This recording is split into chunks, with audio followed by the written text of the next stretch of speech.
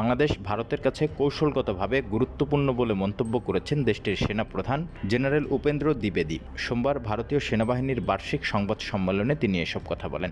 শুরু থেকেই তিনি বিভিন্ন গণমাধ্যম কর্মীর প্রশ্ন নেন, নানাজন নানা বিষয়ে প্রশ্ন করতে থাকেন।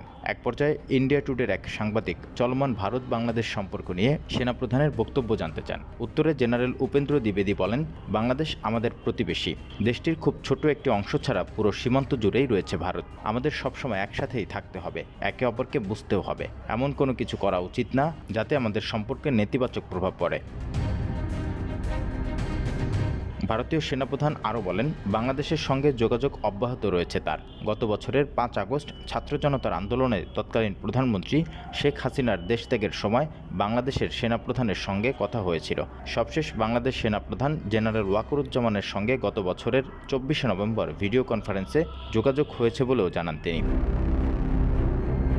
দুদেশের সম্পর্ক উন্নয়নের বিষয়ে তিনি বলেন, এমন প্রশ্ন কেবল নির্বাচিত সরকারের সময় আসতে পারে। বর্তমানে বাংলাদেশে যে সরকার রয়েছে তাদের সময় নয়। তবে দুদেশের সেনাবাহিনীর সম্পর্কে তিনি ওয়েল অ্যান্ড পারফেক্ট বলে মন্তব্য করেন।